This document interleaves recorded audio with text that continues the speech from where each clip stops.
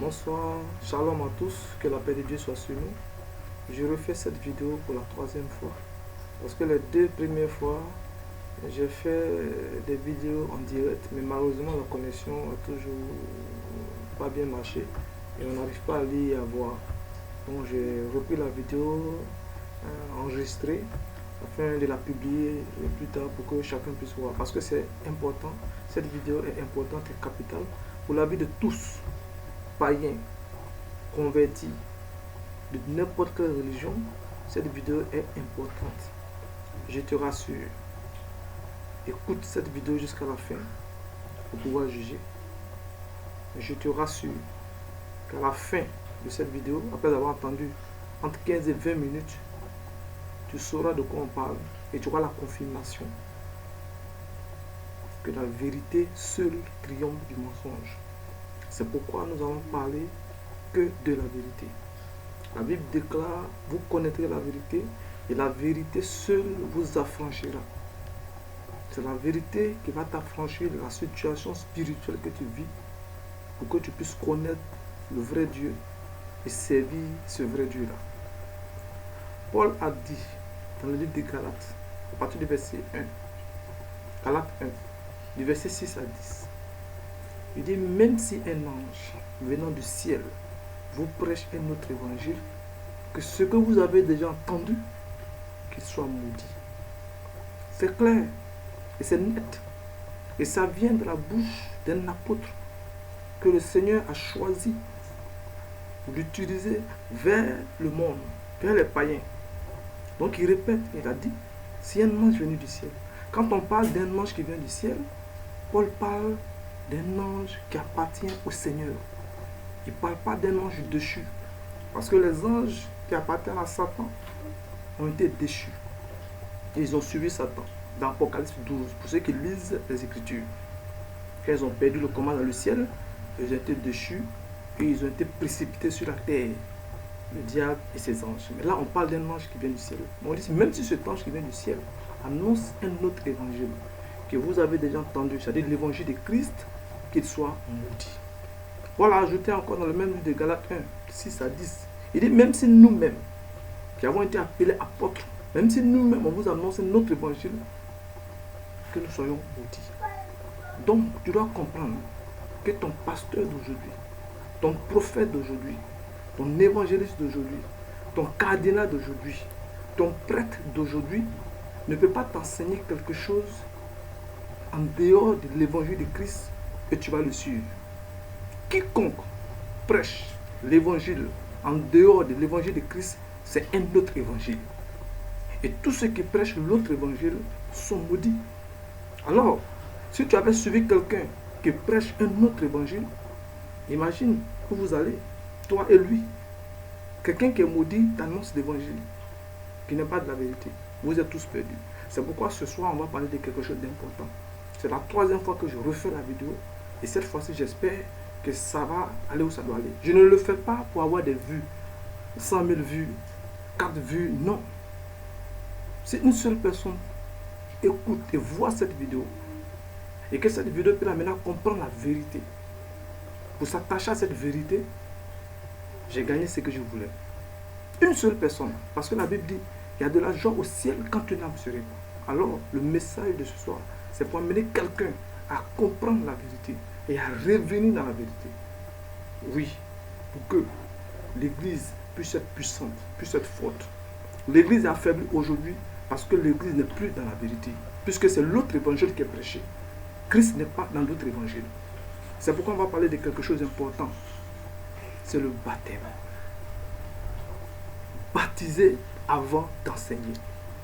Tout ministère, tout prophète, tout serviteur de Dieu, tout homme de Dieu qui enseigne avant de baptiser, pour quelque raison que ça soit, est dans le faux. Parce que c'est l'autre évangile. Et prêchant l'autre évangile, la Bible déclare que ceux qui sont dans cette position sont maudits. La Bible déclare, selon la parole de Dieu, Jésus-Christ qui est lui-même la parole, devenu chair, qui est mort pour nous. La Bible déclare qu'il est le chef de l'Église, a demandé aux apôtres, avant de partir au ciel, C'est sa dernière recommandation. Avant de monter, il leur a dit, allez faire des nations des disciples. Baptisez-les au nom du Père, du Fils et du Saint-Esprit et enseignez-les à garder tout ce que je vous ai commandé. C'est clair et c'est net. Nous ne sommes pas plus sages que le maître. Nous ne sommes pas plus intelligents que le maître. Le maître savait que dans 2000 ans, il allait séparer, il allait avoir toujours des conversions, avoir des baptêmes. Il avait déjà prévu. Et c'est pourquoi il a dit, baptiser, puis enseigner à garder ce que je vous ai enseigné. Il veut parler de quoi? Il veut parler de l'évangile. Il veut les faire comprendre pendant ces 3 ans de ministère, Christ a passé son temps à enseigner l'évangile, les choses du royaume. Pas la loi de Moïse. C'est ce qu'il voulait dire à ses apôtres. D'enseigner l'évangile du royaume. Et non la loi de Moïse. Mais pour ce faire, il leur a demandé d'abord de baptiser. Parce que c'est à partir du baptême qu'ils pourront comprendre les choses du royaume. Commençant par les Juifs eux-mêmes d'abord. S'ils n'ont pas été baptisés, ils ne peuvent pas comprendre les choses du royaume. C'est pourquoi il a dit baptiser puis enseigner. Le baptême va ouvrir les yeux. Le baptême va les mettre dans une disposition spirituelle. Ils peuvent comprendre l'évangile. C'est pourquoi c'est capital de baptiser d'abord. Pour recevoir le Saint-Esprit, pour pouvoir comprendre les choses de Dieu. La Bible déclare que celui qui n'a pas l'Esprit de Dieu ne peut pas comprendre les choses de Dieu. Alors tu ne peux pas enseigner quelqu'un qui ne connaît pas Dieu. Tu dois d'abord le baptiser pour qu'il reçoive le Saint-Esprit, pour comprendre les choses de Dieu. C'est pourquoi sortons des raisonnements aujourd'hui. Sortons des raisonnements d'aujourd'hui. Tous ceux qui sont dans ce système ne sont pas dans la vérité. Ils font l'œuvre de Dieu de manière charnelle. L'œuvre de Dieu, ce n'est pas la chair, c'est les choses d'esprit. Donc je disais tantôt, Jésus-Christ, le Maître lui-même a dit, baptiser, puis enseigner. Et je vous apprends, avant que le Maître même l'a fait, Jean-Baptiste a fait la même chose. La Bible dit que Jean-Baptiste s'habillait de manière naturelle. Jean-Baptiste était dans le Jourdain. Jean-Baptiste est venu préparer le chemin du Seigneur. Mais lisons la Bible tous ensemble dans le livre de Matthieu 3, à partir du verset 1 à 6. La foule s'est déportée vers Jean. On dit, la Bible déclare que dans le livre de Matthieu 3, 1 à 6, pour ceux qui lisent, Jean prêchait les choses du royaume. Il préparait le chemin du Seigneur. Et il disait, répentez-vous et faites-vous baptiser. Mais la Bible nous enseigne, tous ceux qui se déportaient vers Jean, des centaines de personnes, des milliers de personnes, se faisaient baptiser. Jean n'a pas fait de délivrance de quelqu'un. Jean n'a pas fait de jugement sur quelqu'un. Jean n'a pas fait de cure d'âme à quelqu'un. Jean n'a pas enseigné d'abord les choses du royaume. Jean a prêché. C'est-à-dire, il leur a parlé de la bonne nouvelle. De leur faire comprendre qu'ils doivent quitter le monde pour venir à Christ. Ça, ce n'est pas un enseignement. Ça, c'est annoncer l'évangile. Pour que les gens acceptent qu'en venant dans la vérité, ils seront sauvés, ils auront le pardon de leurs péchés. C'est ça l'évangile des gens. Dire aux gens de venir à la vérité, demander pardon pour que les péchés soient pardonnés. Mais dès qu'ils ont accepté, la Bible déclare qu'ils se sont fait baptiser. Jean a baptisé des centaines de personnes. Ils n'avaient pas le temps de faire des cuites. Non. Et c'est ce que ça doit être. C'est ce qui est la vérité. Vous connaîtrez la vérité vous affranchira. Toute église, tout pasteur, tout serviteur de Dieu qui ne revient pas dans ce cadre, qui ne revient pas dans ce carnaval spirituel, n'est pas dans la vérité. Et il est anathème. Il est anathème. Comme le dit l'apôtre Paul, parce qu'il sort du cadre spirituel, il sort de la vérité. Je continue par rapport à cet enseignement. Baptiser avant d'enseigner et non le contraire. Je continue avec Acte 2 à partir du verset 37 à 42. Acte 2, verset 37 à 42. Pour ceux qui lisent les Écritures, Jésus s'en va, il laisse le message aux apôtres. Au 11. Mais vous savez ce qui se passe à la chambre haute. Ils attendent la venue du Saint-Esprit comme promis par le Seigneur. Ils restent en prière, ils restent dans le jeûne, ils restent fermés quelque part, cachés quelque part à la chambre haute. Plus de 120 personnes avec les femmes et les hommes. Marie même était parmi. Marie était parmi, en train de prier avec toutes ces personnes. Et au jour de la Pentecôte, le Saint-Esprit utilise les apôtres et les autres. Ils se mettent à parler en langue. La Bible nous enseigne quoi ce jour? Pierre qui prend la parole, qui commence à prêcher. Repentez-vous, changez de vie, quittez votre mauvaise vie, revenez au Seigneur qui est mort pour vous. C'est lui que vous avez crucifié, lui qui était venu vous sauver. L'évangile est prêché. Mais qu'est-ce qui se passe? Toutes ces personnes qui étaient là, des milliers de personnes qui sont venues et qui entendaient des paroles en langue, qui étaient édifiées, ils ont demandé à Pierre et aux autres apôtres, mon frère, que devons-nous faire maintenant? On a compris l'évangile, on a compris le message, mais on doit faire quoi? Pierre ne leur demande pas beaucoup de choses. Pierre ne leur donne pas, Pierre ne raisonne pas avec eux. Pierre ne demande pas qu'il est sage, qu'il est intelligent. Pierre leur dit tout simplement, repentez-vous et faites-vous baptiser et vous recevez le don du Saint-Esprit. La Bible déclare que ceux qui acceptaient sa parole furent baptisés. Et ce même jour, il y a eu 3000 conversions. Lisez vos Bibles. Acte 2, à partir du verset 37 à 42. À partir du verset 41, la Bible nous déclare que ceux qui acceptaient sa parole furent baptisés. Et ce même jour, il y a eu 3000 baptêmes. C'est l'évangile. C'est ça l'évangile du Seigneur. Mais ceux qui font le contraire, font l'autre évangile, ils sont maudits. Pierre aurait pu faire la délivrance de toutes ces personnes. Aurait pu avoir des entretiens avec toutes ces personnes. Pierre aurait pu chercher à savoir quelle vie ils ont menée. Mais là n'est pas le travail, n'est pas la mission que Jésus leur a recommandé en tant qu'apôtre. Nous avons le maître qui s'est fait cher, qui est lui-même la parole, qui est le sage des sages. Il a déclaré, baptisé puis enseigné. Nous ne sommes pas intelligents que le maître. Pierre n'est pas intelligent que le maître. Alors, Pierre ne fait qu'obéir directement à ce que le maître l'a enseigné. De baptiser. Alors, Pierre ne se pose pas de questions. Ceux qui ont accepté ont été baptisés et il y a eu plus de 3000 baptêmes. Mais au verset 42, vous allez dire, après le baptême, qu'est-ce qu'ils ont fait? On dit qu'ils persévéraient dans l'enseignement des apôtres et dans la fraction du pain et dans les prières. Après le baptême, il y a eu l'enseignement des apôtres. Et on dit ceux qui ont été baptisés persévéraient. Mais ils devaient enseigner dans les choses spirituelles. Avant le baptême, ils ne peuvent rien comprendre. C'est le baptême qui va ouvrir les yeux. C'est le baptême qui peut t'éclairer. Avant le baptême, tout ce qu'on t'enseigne là, tu ne peux rien comprendre. On ne peut que te prêcher. Et la prédication, ce n'est pas en 3 mois, en 3 ans. C'est pourquoi nous répétons qu'on ne peut pas enseigner avant de baptiser. Quand nous le faisons, nous nous montrons sages plus que le Seigneur. Quand nous le faisons, nous rentrons dans un autre évangile. C'est pourquoi Pierre ne l'a pas fait. Pierre, le même jour, a accepté de baptiser les 3000 personnes avec les apôtres et nous connaissons la suite de ce qui s'est passé. Mais on va dans le livre d'Actes 8, à partir du verset 12 à 13. Philippe va prêcher en Samarie. Pour ceux qui lisent les Écritures, vous savez ce que c'est que Samarie. Dans le livre de Jean 4, Jésus et la femme samaritaine.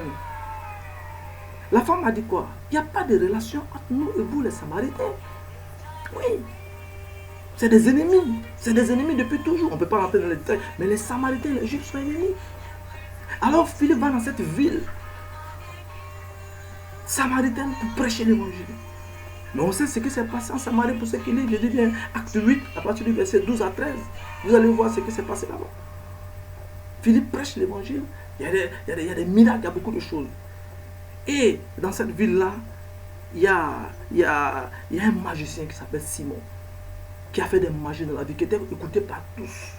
Mais ce magicien aussi a accepté de se faire baptiser. Quand Philippe a prêché l'évangile, il a compris et il s'est fait baptiser avec toutes les autres personnes qui avaient accepté. Mais dites-moi la vérité, aujourd'hui, un magicien qui accepte le Seigneur, qu'auraient pu faire nos églises, nos pasteurs, nos diacres, nos évangéliques. Mais ils allaient mettre près de 10 mois pour faire la délivrance de ce monsieur. Près de 3 mois pour faire sa délivrance. Non, ce n'est pas ainsi. La Bible déclare que Philippe, le magicien, a été baptisé, lui et tous ceux qui ont accepté la parole. Ce n'est pas notre mission en tant qu'homme de Dieu. Ce n'est pas notre mission de chercher à savoir ce que la personne a vécu avant son baptême. Ce n'est pas nous qui avons donné notre vie pour que la personne soit sauvée. Ce n'est pas notre sang qui a coulé pour que la personne veuille donner sa vie au Seigneur.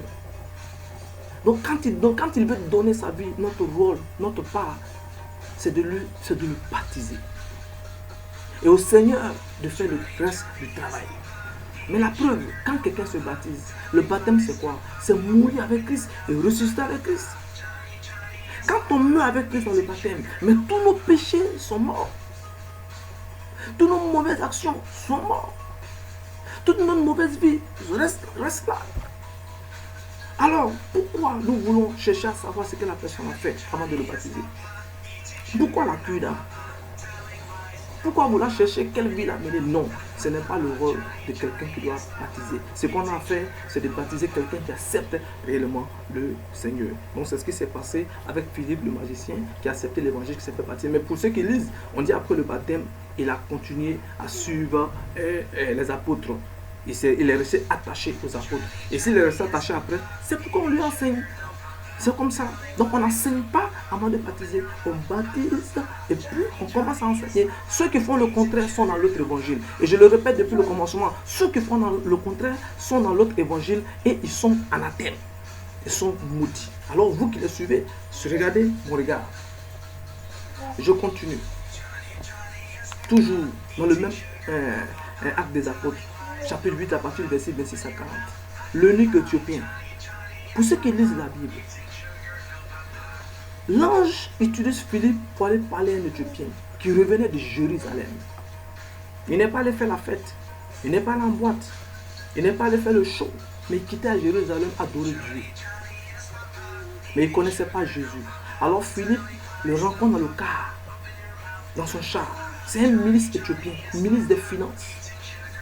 Imaginez en Côte d'Ivoire, imaginez au Gabon, imaginez à Jérusalem, imaginez aux États-Unis, un ministre des Finances dans son char qui se laisse approcher par un individu qui vient lui parler de l'évangile, des choses du royaume.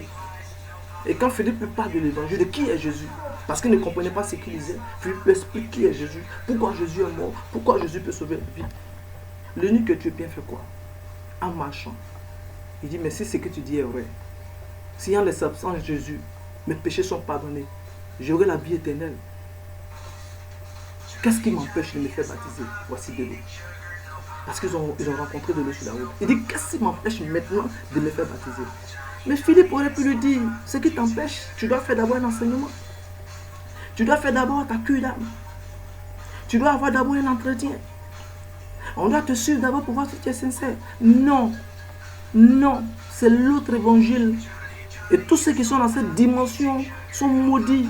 Selon la parole, pas selon moi, selon Paul, selon Galates 1, 6 à 9. Ceux qui font l'autre, qui marchent dans l'autre évangile sont maudits. Philippe n'a pas demandé à savoir quelle vie tu mènes. Tu as combien de femmes, tu as combien de copines, tu as d'autres combien, tu adores quel fétiche. Non, Philippe ne l'a pas fait. Philippe dit, rien ne m'empêche, moi, de te faire baptiser.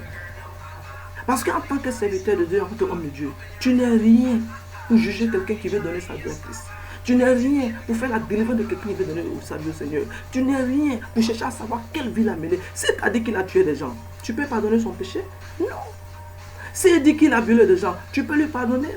S'il dit qu'il adore des fétiches, il a fait des fétiches, tu peux le délivrer de tout ça? Non, c'est le Seigneur qui fait la délivrance. Ce que le Seigneur demande, c'est d'accepter réellement le Seigneur. Et quand on se fait baptiser, c'est mourir avec Christ et ressusciter avec Christ. Tout ce qu'on a fait meurt. Par le sang de Jésus, tous nos péchés sont effacés. Alors toi, homme, tu vas dire quoi à quelqu'un dont Christ va pardonner tous ses péchés après le baptême? Ton rôle, c'est de le faire baptiser pour que le Maître, le Seigneur, lui pardonne tous ses péchés. Alors, arrêtez ces amusements. Arrêtez ces choses qui ne sont pas de Dieu. De vouloir enseigner, faire des délivrances, faire des cures d'âme, faire des entretiens, faire des enseignements avant de baptiser. Non. C'est l'autre évangile. Et ceux qui le font sont maudits. Alors, l'eunuque éthiopien a été baptisé séance tenante. Ils sont rentrés dans l'eau, il a été baptisé et Philippe l'a laissé. Mais ici encore, Philippe n'a même pas continué son travail d'enseigner le monsieur. La Bible dit que Dieu enlevait Philippe. Mais suivez le reste. Je suis toujours dans Acte 8 à partir du verset 26 à 40. Mais suivez le reste. On dit que l'eunuque éthiopien était heureux. Un ministre qui descend dans l'eau. Et de là, il devient heureux. Mais je vous assure, je vais vous dire quelque chose, cher pasteur, cher homme de Dieu, cher évangélique, cher cardinaux, qui n'avait rien compris des choses spirituelles de Dieu. Cette joie que ce ministre a eue, il ne l'a jamais eu dans sa vie. Parce qu'il a accepté réellement le Seigneur. Philippe ne lui a pas posé de conditions. Si vous voulez lui poser des conditions, il allait avoir des raisonnements. Ce qu'on te demande, c'est de baptiser celui qui accepte réellement le Seigneur. Nous prenons encore un autre cas. C'est le cas véritablement de Corneille. Ceux qui connaissent l'histoire de Corneille.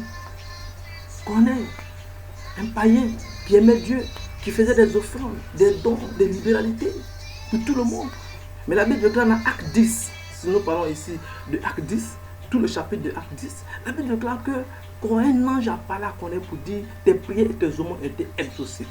Alors un ange va vers Pierre pour dire d'aller dans la maison de Corneille. Je dois faire quelque chose pour lui. Pour ceux qui lisent, vous allez lire tout le chapitre, mais je suis en train de parler de ce qui nous intéresse aujourd'hui. Alors Pierre, on ne va pas dire les détails, mais Pierre se rend chez Corneille. Et arrivé chez Corneille, il commence à parler à la famille. Et pendant qu'il parle à la famille, la Bible déclare que pendant que Pierre est en train de prêcher, parler des choses du royaume, le Saint-Esprit descend sur Corneille et sur tous ceux qui sont dans la maison. Oui. Et voilà ce que Pierre leur dit. Mais le Saint-Esprit est descendu sur un païen et toute sa famille. Est-ce qu'on peut leur refuser le baptême? La Bible déclare que science tenante, Corneille et sa famille ont été baptisés. Encore, Pierre n'a pas cherché à savoir si Corneille est sincère ou pas. N'a pas voulu donner des enseignements à Corneille d'abord. Parce qu'il était païen, il ne connaissait rien des choses de Dieu. Mais Pierre, voyant que le Saint-Esprit était descendu sur lui, a ordonné que Corneille et sa famille soient baptisés. Allez comprendre quelque chose. Tu as combien de temps de ministère? 8 ans de ministère? 10 ans de ministère? Une église de 10 000 membres? De 20 000 membres? De 5 000 membres? Une église de 500 membres? Écoutez, ça ne te donne pas le droit de faire une queue d'âme à quelqu'un. Ça ne te donne pas le droit de vérifier la vie de quelqu'un. Ça ne te donne pas le droit de poser des conditions à quelqu'un avant de le baptiser. Ça ne te donne pas le droit d'exiger d'enseigner quelqu'un. Pourquoi tu l'exiges? C'est toi qui as donné ta vie pour lui et puis tu lui exiges un enseignement d'abord avant de le baptiser. C'est toi qui as donné ta vie pour lui pour que tu lui exiges qu'il fasse une queue d'âme, une délivrance. Non, ça ne se fait pas. Et ça ne se fera pas. C'est l'autre évangile. Tous ceux qui sont dans cet évangile sont maudits. Selon la parole de Dieu. Ne me regardez pas. Depuis que je parle, ne me regarde pas. Regarde la vérité. Vous connaîtrez la vérité. La vérité vous affranchira. Je parle aujourd'hui de ces serviteurs de Dieu qui sont dans le faux, qui sont en train de faire l'autre évangile, qui fait que l'église est faible. On enseigne avant de se baptiser. Mais quels sont la vie de nos chrétiens aujourd'hui? Quels sont la vie de nos chrétiens aujourd'hui? Malgré qu'on enseigne avant de baptiser, ça donne quel résultat? L'église est faible. L'église est sous le poids du péché. L'église est sous le poids de l'envie.